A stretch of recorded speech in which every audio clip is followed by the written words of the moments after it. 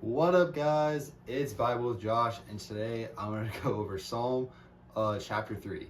Psalm 3. So let's start by reading it. Here's what it says. Psalm of David when he fled from his son Absalom.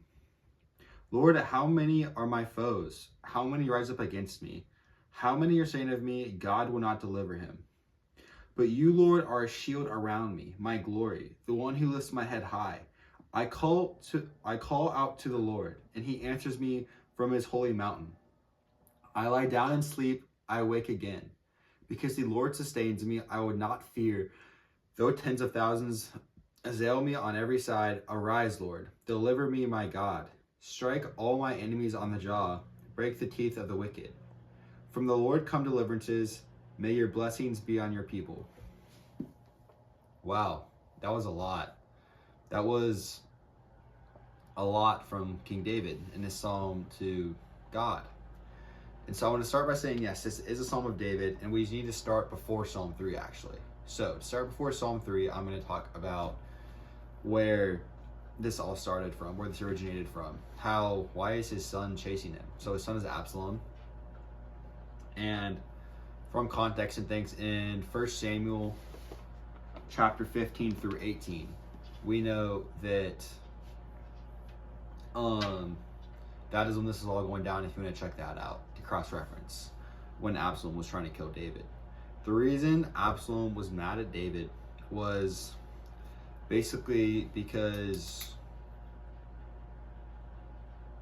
another one of David's sons took advantage of Absalom's sister, Tamar. And David was furious at him, but he didn't really do anything. And so Absalom pent up all this rage and anger and took it out on David and basically started a revolt against his dad. And slowly got the people in the kingdom to side with him over David. And if you go even further back, the prophet Nathan, after David committed adultery with Bathsheba, told him that the sword would always be going around in David's house. Basically, that they would always be fighting. David's house would always be fighting.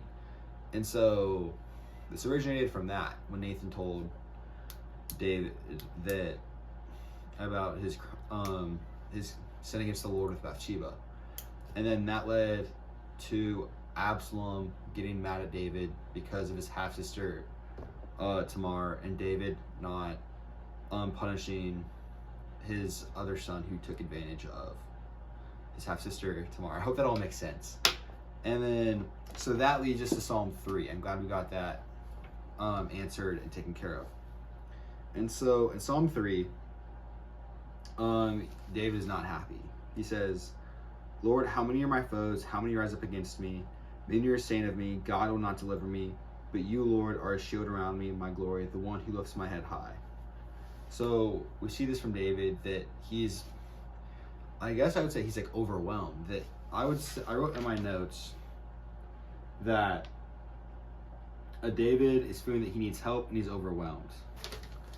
And that's where he writes a psalm, saying God, and then in verse 2, many are saying of me, God will not deliver me. And then he's being taunted by his enemies, probably. Or maybe people that aren't his enemies, just people in, whoa. Yeah, he didn't say if they're his enemies or his friends. They said many are saying he's too far gone. God can't save David because of his many sins against the kingdom of Israel and against God. He's committed too much sin. He's too far gone. There's too many people that are trying to kill him. There's no way God saves him, is where we're at the end of verse 2. But you, O Lord, are a shield around me, my glory, the one who lifts my head high. I call out to the Lord, and he answers me from his holy mountain.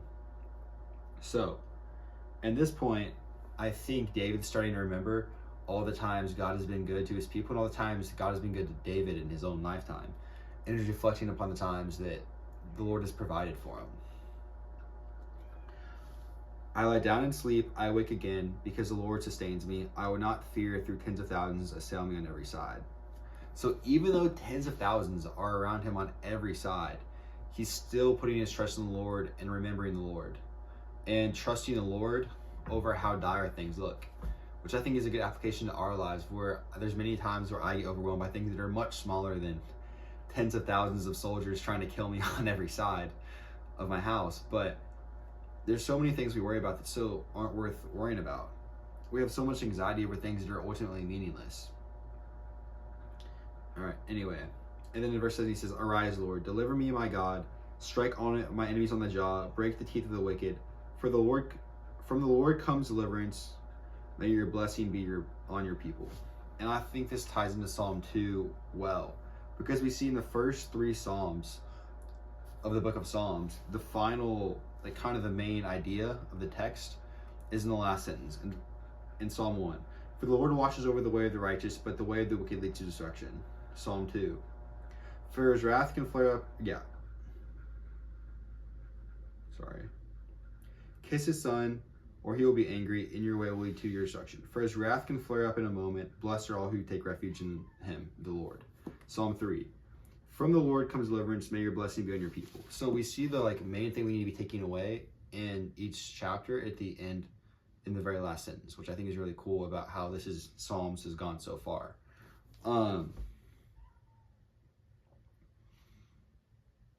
And so, like I said, the application for me in this whole chapter is he starts out by being anxious and overwhelmed. Like, I, just to confess with you guys, I'm anxious and overwhelmed all the time. And then he reflects on how the Lord's been good to him throughout his life. And then he's reminded of the ones the Lord's provided for him and the little things in life. Like, the Lord is, I wake again because the Lord sustains me. And that's just a blessing in my life too, thinking about how I awake every day only because the Lord allows me to wake up. And then what I kind of just went over, and then he ends up trusting fully in the Lord at the end of the chapter. I hope this helps. Let me look over my notes to see if there's anything else I want to tell you guys.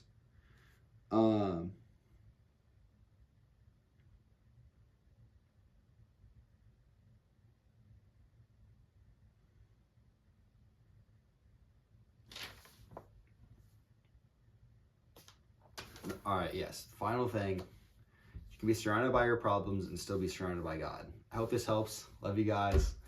Let me know what else you guys want to see in the comments. Bye. Also, guys, hey, one last thing I forgot to add. I have a Patreon. It's in my bio, so if you guys are being led to give or whatever, it's in the bio of my Patreon, or it's in the bio of my YouTube. My Patreon, just when people buy a subscription on there or membership, it just helps me have more money to make videos. Love you guys. Have a great day.